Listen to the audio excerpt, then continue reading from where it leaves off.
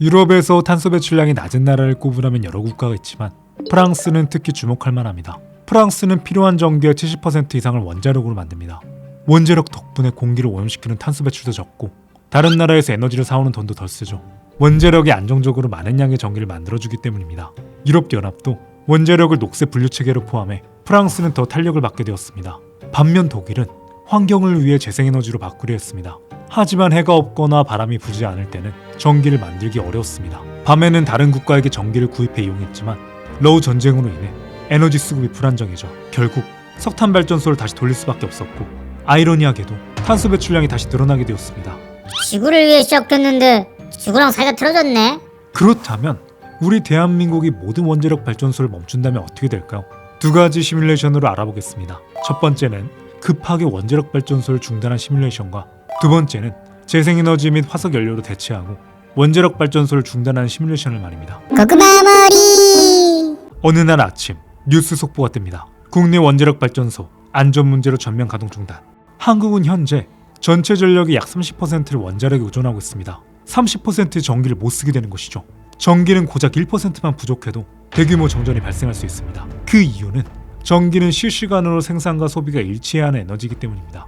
전기는 배터리에 저장해두고 쓰는 게 아니라 거의 실시간으로 발전소에서 만든 전기를 즉시 소비자에게 보내야 하죠. 예를 들어 사람들이 갑자기 에어컨을 엄청 틀어서 소비량이 증가하면 발전소도 즉시 거기에 맞춰 전기를 공급해줘야 합니다. 그런데 만약 공급이 수요보다 단 1%라도 부족해지면 전력망의 주파수가 떨어지기 시작합니다. 우리나라 전기는 60Hz 주파수를 기준으로 운영되는데 공급이 부족해지면 남아있는 발전기들이 부족한 전력을 메꾸기 위해 더 무리해서 돌아가게 됩니다. 이때 발전기에는 더 큰 부하가 걸리고 터빈의 회전 속도가 떨어지면서 주파수도 함께 하락하게 되는 것이죠. 주파수가 일정 수준 이하로 떨어지면 발전기를 보호하기 위해 자동으로 차단 장치가 작동하고 그 순간 일부 지역부터 전력이 끊기기 시작합니다. 이 연쇄작용이 계속되면 순식간에 도시 전체, 심할 경우 전국적인 대규모 정전으로 이어질 수 있습니다. 1%도 아니고 30%의 안정적인 전기를 못 쓰는 것은 우리는 일상생활에서 철저한 전기 통제를 받아야 한다는 것을 의미합니다. 가정마다 에어컨 시간이 제한되고 엘리베이터의 운행은 중단되며 공장 생산량은 축소됩니다. 버스, 지하철 배차는 지연되고 데이터 센터도 비상발전기로 연명해야 하죠. 정부는 전력난을 막기 위해 원자력보다 2배에서 3배 비싼 LNG, 석탄 발전을 더 가동해야 할 겁니다. 그래서 전기요금 인상으로 바로 이어지죠. 문제는 여기서 끝나지 않습니다. 전기로 움직이는 모든 것의 가격이 올라간다는 겁니다. 냉장 냉동창고에 드는 전기요금이 오르면 식재료 보관 비용이 늘고 결국 음식값이 오릅니다. 국밥 한 그릇이 15,000원에서 20,000원까지 올라갈 수도 있습니다. 전기로 돌아가는 공장도 마찬가지로 제품을 만드는 단가가 올라갑니다. 우리 주변의 모든 물품 가격이 급격하게 비싸질 겁니다. 전기 부족과 요금 인상만으로 우리 삶 전체가 흔들릴 겁니다. 거기다 환경을 지키기 위해서 원자력 발전소를 폐쇄했는데 오히려 화석 연료를 더 사용하게 되므로 탄소 배출이 많아지고 환경이 파괴되고 말 겁니다. 리백을 달성하기 매우 어려워진 것이죠. 그리고 진짜 큰 충격은 바로 산업 경쟁력 붕괴입니다. 대한민국은 반도체, 철강, 석유화학, 전기, 자동차 같은 전기를 많이 먹는 산업으로 돌아가고 있습니다.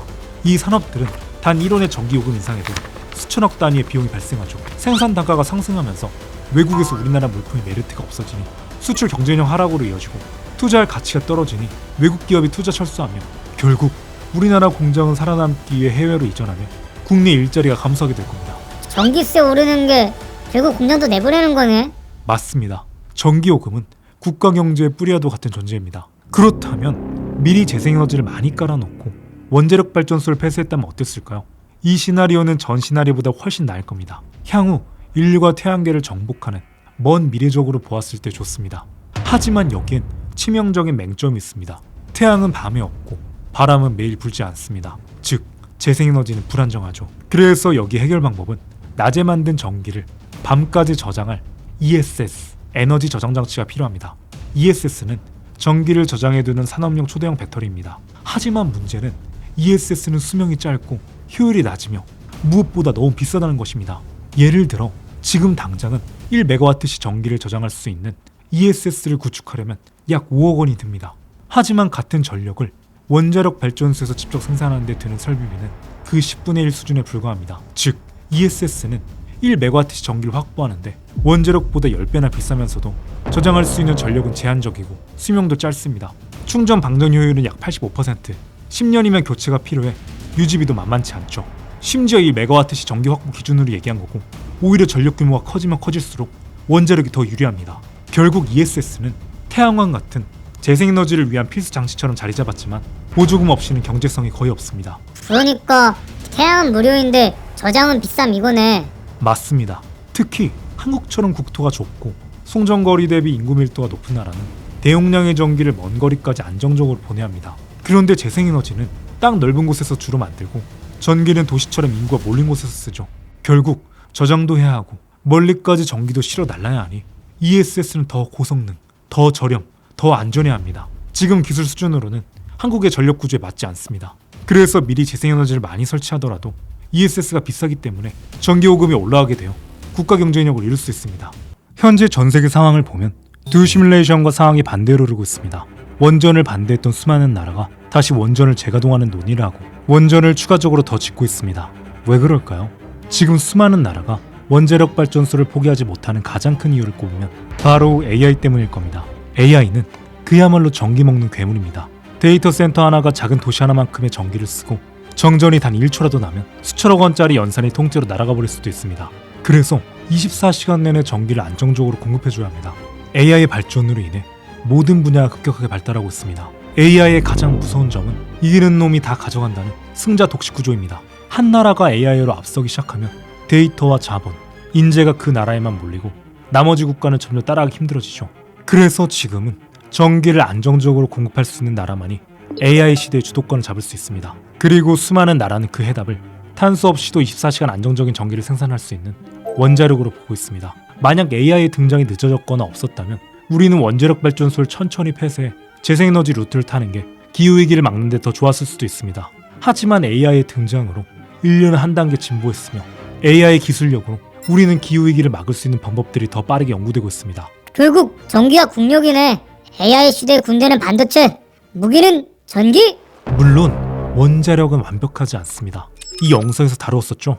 사고 시 피해가 매우 크고 폐기물은 수십만 년 동안 위험하며 미래 세대에 큰 부담을 줄 수 있습니다. 이자 폭탄을 후손에게 선물한 느낌이긴 했지. 그래서 저는 제안합니다. 우리는 이럴 때일수록 과학으로 접근해야 합니다. 어디에다 핵폐기물 중간저장소, 연구처분장을 건설할 것인지, 주민들의 안전을 위해 방사선 차폐 기술을 어떻게 하면 좀 더 끌어올릴 수 있을지, 핵폐기물을 처리해줄 소각형 원자로를 건설할 수 있을지 등 이 문제는 전문가 중심의 공론화로 풀어야 합니다. 이제는 감정만으로 결정하기에는 시간이 없습니다. 지구온난화라는 단어가 등장한 지 50년이 흘렀으며 우리는 수많은 기회를 놓쳤습니다. 이번 기회도 그냥 놓칠 수 없습니다. 과학자들은 말합니다. 이번 기회가 마지막일 수 있다고요. 우리는 지금 태양광 대 원자력이라는 가짜 프레임에 갇혀 있습니다. 이제는 태양광 대 원자력이라는 가짜 프레임에 벗어나 태양광 플러스 원자력은 어떨까요? 하나를 없앨 게 아니라 같이 가면서 문제를 해결합니다. 원자력도 태양광도 나쁜 에너지가 아닙니다. 태양광은 도심의 보조에너지로 훌륭합니다. 비어있는 아파트 옥상에 짓고 공장 지붕에도 짓고 빌딩 외벽 등 유휴 공간을 활용할 수 있습니다. 전기가 많이 필요한 이 AI 시대에 필수품입니다. 하지만 원전을 폐쇄하고 산을 밀고 숲을 없애서 만드는 대규모 태양광 단지는 환경적으로도 효율적으로도 모순입니다. 탄소 배출이 줄어드는 것도 아니고 환경도 파괴하고 효율도 낮습니다. 현재 한국의 태양광 산업은 사실상 복지 사업처럼 변했습니다. 정부 보조금에 의존하고 중국산 패널에 의존하며 작동되지 않은 방치된 패널도 다수 존재합니다. 심지어 일부는 태양광 전문가들이 사업에 참여한 게 아니라 지분 쪼개기, 정관 예우 등 편법도 다수 발견되었습니다. 탄소 중립을 향한 길이 아니라 보조금에 기대만 된 불완전한 구조인 거죠. 같은 녹색을 원하는 줄 알았는데 다른 녹색을 원하고 있는 것 같잖아. 그럼 이런 상상은 어떨까요?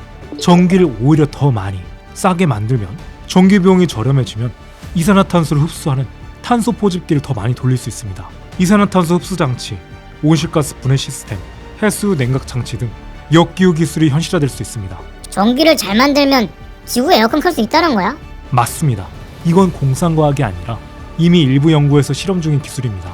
다만 전기가 너무 비싸서 실현이 어렵죠. 이제는 줄이는 전략뿐 아니라 잘 만들어서 잘 쓰는 전략도 필요합니다.